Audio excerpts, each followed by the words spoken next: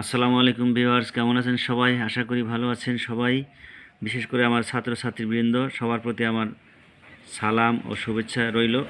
তো প্রিয় বন্ধুরা, আজকে দেখতে পাচ্ছেন ভার্বের সঠিক ফর্ম, অর্থাৎ রাইট ফর্ম অফ ভার্বস, ক্রিয়ার সঠিক রূপ নির্ণয় করব।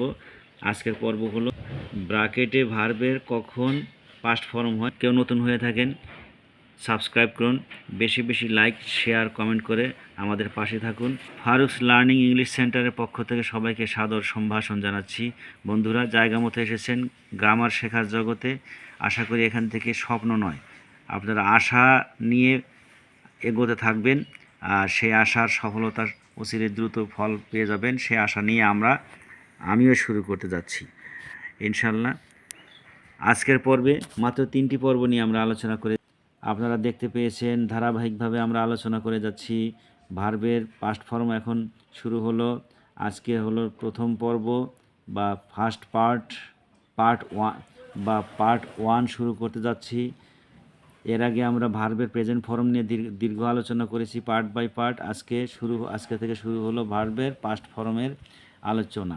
ব্র্যাকেটে ভার্বে কখন আমরা পাস্ট ফর্ম বসাবো। তো আর কথা নয়, আর গল্প নয়, দেখতে যাচ্ছি।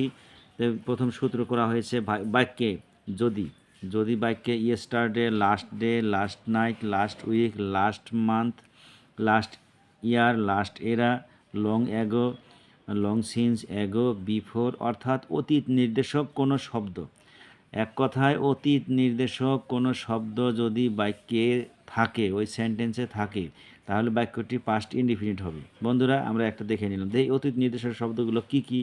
বাক্যটি পাস্ট ইনডিফিনিট টেন্স করব, তার মানে ভার্বের পাস্ট ফর্ম হবে এই যে ইয়েস্টারডে অবশ্যই অতীত নির্দেশক শব্দ, সেটা কি? যেমন ইয়েস্টারডে, তাহলে আই গো টু ঢাকা, তার মানে কি? ইয়েস্টারডে আই কখনো গো হতে পারে, গতকাল আমি যাই হয় না, হবে গতকাল আমি যাই, এটা তো হয় না। অতএব গো না হয়ে কী হবে? গোর পাস্ট ফর্ম ওয়েন্ট হবে। জি, ওয়েন্ট। তো বন্ধুরা, দেখে নিলাম। দ্বিতীয় পর্বে যাচ্ছি এখন, 2 নম্বর সূত্রে যাচ্ছি বন্ধু। তো সাধারণত কমপ্লেক্স সেন্টেন্স বা কম্পাউন্ড সেন্টেন্সের একটি ক্লোজ পাস্ট ইনডিফিনিট থাকলে অপরটিও কিন্তু পাস্ট ইনডিফিনিট হয়। কি বলা হলো? কমপ্লেক্স সেন্টেন্স বা কম্পাউন্ড সেন্টেন্সের একটি ক্লোজ পাস্ট ইনডিফিনিট থাকলে পরের ক্লোজটাও বা সামনের ক্লোজটাও কি হয়? পাস্ট ইনডিফিনিট হয়। যেমন দি বয় ফিনিশড, তাহলে কি পাস্ট ফর্ম হয়ে আছে দি বয় ফিনিশড হিজ ওয়ার্ক। এই ক্লোজটা কি পাস্ট ফর্ম হয়েছে? And dash to the playground, কাজ শেষ করে কোথায় গেল? এবং গো না হয়ে কি ওয়েন্ট হবে। জি, এই যে, তাহলে পরের ক্লোজও পাস্ট ফর্ম। তাহলে এটা কি? I see him and talked to him. এই যে অ্যান্ডের পরের ক্লোজটা কি? এখানে কি হলো?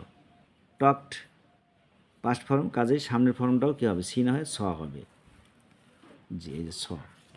জি, আমরা আনন্দের সাথেই শেষ করে নিলাম।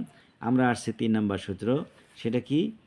অ্যাজ ইফ অ্যাজ দো এর পূর্বের ক্লোজটির প্রেজেন্ট টেন্সে থাকলে পরের ক্লোজটি পাস্ট ইনডিফিনিট টেন্স হয়। এক্ষেত্রে ব্র্যাকেটে যদি বি থাকে তাহলে বির জায়গায় ওয়ার হবে, শেষ। অ্যাজ ইফ অ্যাজ দোর পূর্বের ক্লোজটি প্রেজেন্ট ইনডিফিনিট থাকলে পরের ক্লোজটা পাস্ট ইনডিফিনিট হয়, বাস কথা শেষ। আর সেক্ষেত্রে ব্র্যাকেটে যদি বি থাকে তাহলে বির জায়গায় ওয়ার হবে। তাহলে এটাকে কি করতে হবে? এই যে ইউ টক, এই প্রেজেন্ট ফর্ম। অ্যাজ ইফের সামনের অংশে প্রেজেন্ট ফর্ম আছে। ইউ নো, আসলে নো নেই, পরের অংশ কী হবে? পাস্ট ফর্ম হবে, পাস্ট ফর্ম। নোর দ্বারা কী হবে? নিউ করতে হবে, নিউ এভরিথিং। তাহলে অ্যাজ ইফ বা অ্যাজ দোর সামনের অংশ কী আছে? সামনের ক্লোজটা প্রেজেন্ট আছে, পরের ক্লোজটা পাস্ট হলো। দি ম্যান অ্যাক্টস, মানুষটি এমন অভিনয় করে, অ্যাজ দো বা অ্যাজ ইফ। তাহলে এখানে কী দেবো আমরা? ওয়ার। এই যে দি ম্যান অ্যাক্টস, এই যে এটা কি প্রেজেন্ট ফর্ম আছে না? তাহলে অ্যাজ দো বা অ্যাজ ইফের সামনে প্রেজেন্ট ফর্ম আছে, পরের অংশ আছে বি আছে ব্র্যাকেটে, তাহলে বির জায়গায় কী হবে? ওয়ার হবে। এ ম্যাট, যেন একটা পাগলা।